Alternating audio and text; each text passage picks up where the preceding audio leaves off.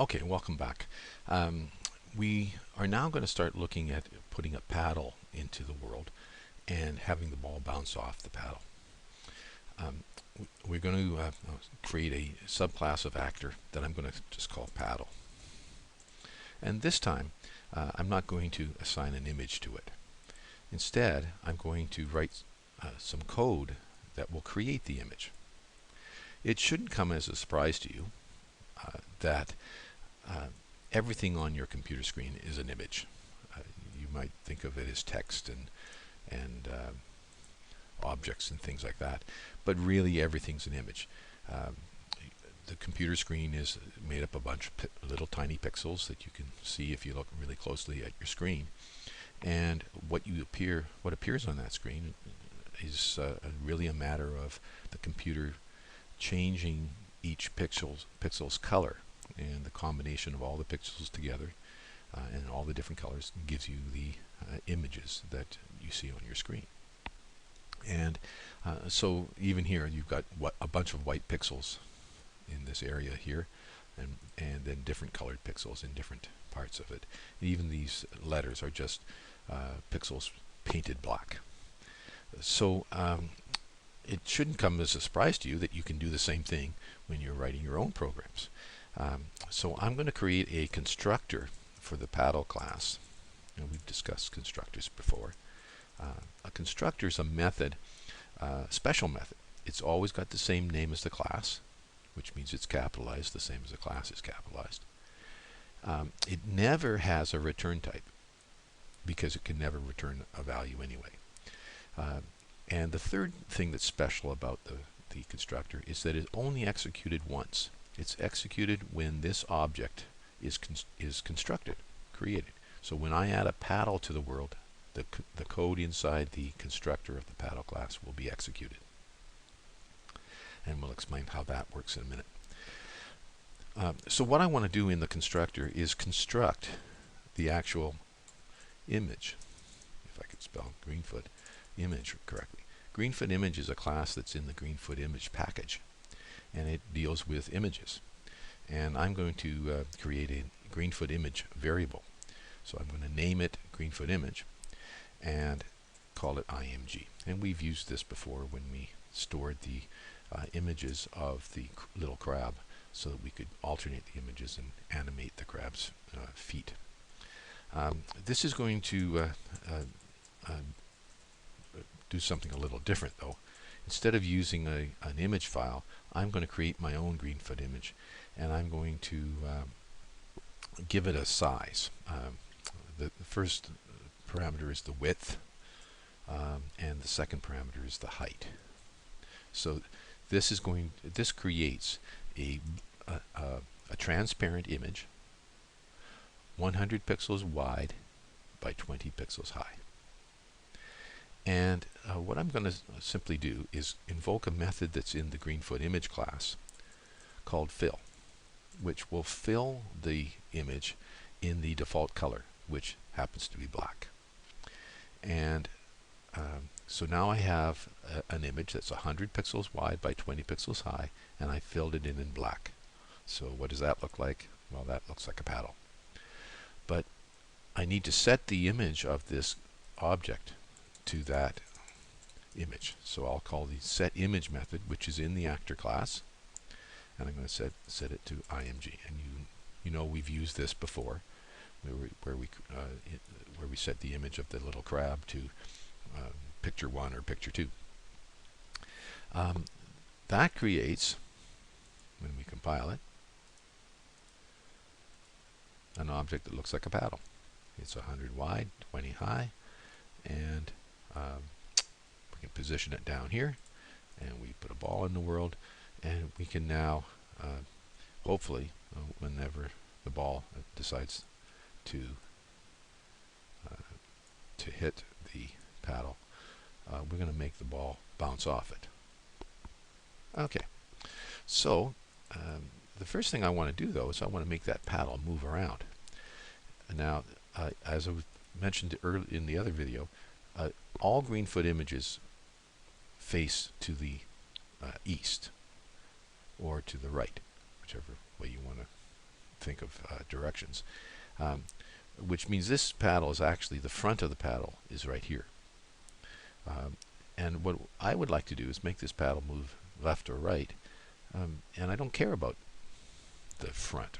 Really, this is the top. This should really be the front here. But I just want to make the object move left or right. So let's put the code in to do that. When the user presses the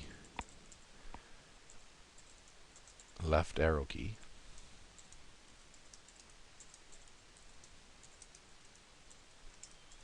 I want to set the location of the paddle to whatever the x-coordinate is currently, and the left arrow key will make it move to the left. So I want to subtract something from it, say 3.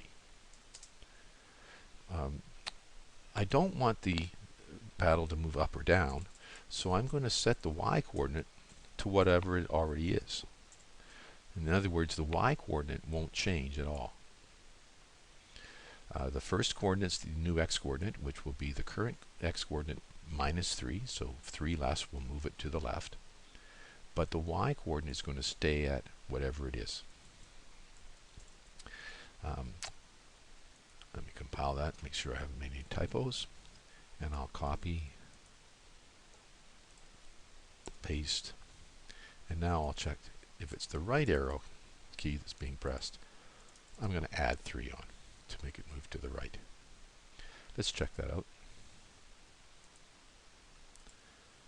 Put a paddle down here, run it, and when I press the left arrow key, it moves to the left. When I press the right arrow key, it moves to the right. Okay. Again, another example of how set location allows you to move an object in the direction independent of the direction that it's facing, so I don't need to turn it. The next thing is I want to check to see if I've made contact with the ball.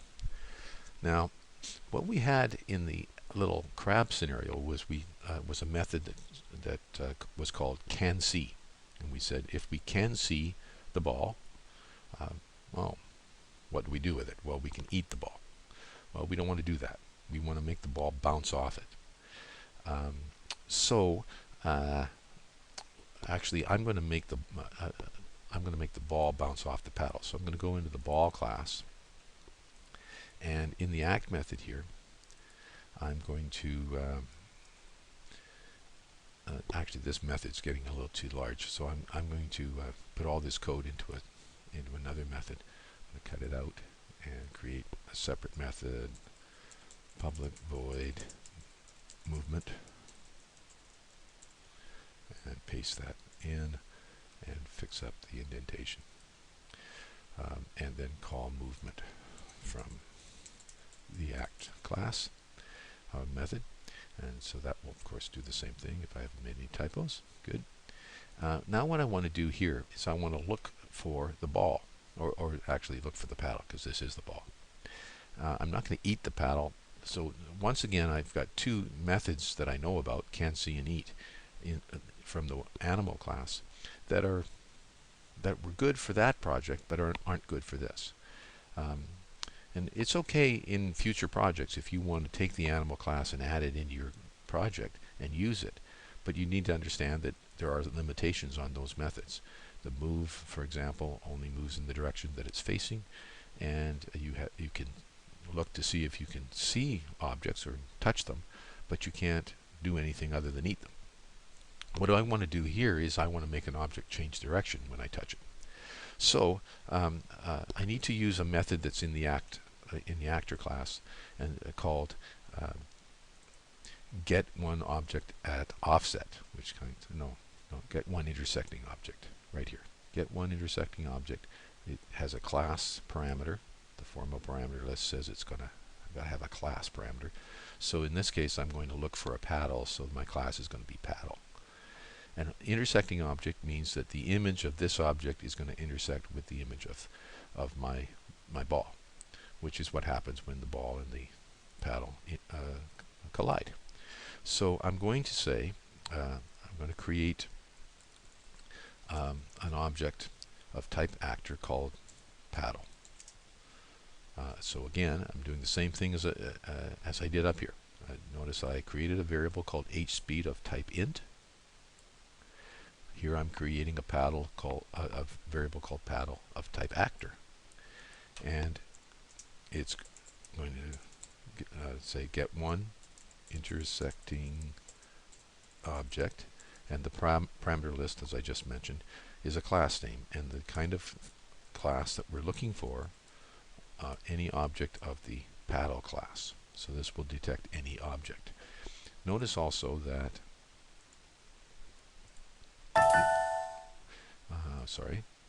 that the I lost my page. Let me go back and get the Greenfoot class library and look at actor, and here get one intersecting object is right here, and it returns an actor object. Okay, that's why I'm taking this. I'm getting this object and storing it in an actor variable, because get one intersecting object returns an actor object. Now, of course, most of the time, the ball is going to be in the world, the paddle is going to be here, and they're not going to be intersecting. So I need to check to see if there's a paddle here or not. If there's no intersecting object, paddle will be null. Null is a Java word that means nothing. So I'm going to say if the paddle is equal to null. If the paddle is equal to null, then there's no paddle there. And I don't really want to do anything if there's no paddle there. I do want to do something if there is a paddle there. So what I'm going to do is I'm going to check to see if paddle is equal to is not equal to null. Now, if the paddle is not nothing, then it's something. In other words, it's there. And if it's there, I want to change the direction of the ball. Now, in this particular scenario, the ball is going to hit the paddle from the top, and I want it to bounce back up. So I want to change the vertical speed. And all I'm going to do again is, like I did before, change the sign of the vertical speed, and that'll make it bounce off it in a vertical direction. So let's look at how that looks, and we'll put a paddle in the world. We'll put a ball, kind of position it so it hits the paddle right away, and it bounces off my paddle, and I actually can play my game.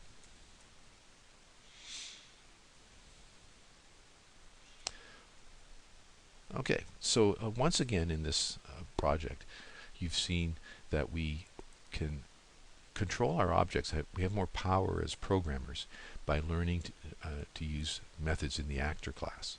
They are a little harder to use. Set location and with 2 parameters is a little harder to use than move with no parameter, but it gives us more control over our objects.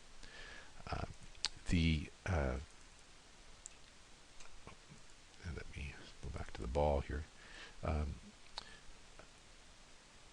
Using set location with these 2 parameters, again a little harder, but changing these variables based on the edge of the world, which edge we touch, a little harder to detect this, but at the same time we have more control.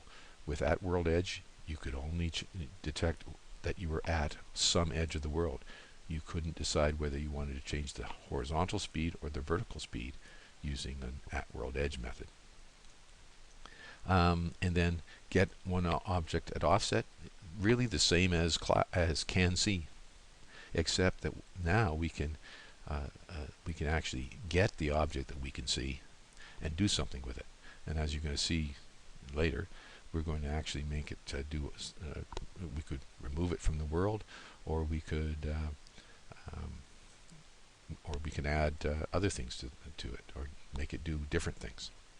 So we're going to stop at this point, and um, let you create this scenario for yourself and experiment with the things that I've tried to show you, and hopefully you can get your project up to this level today. Tomorrow I'm going to have you watch yet another video where we're going to add some elements to this project. That's all for now.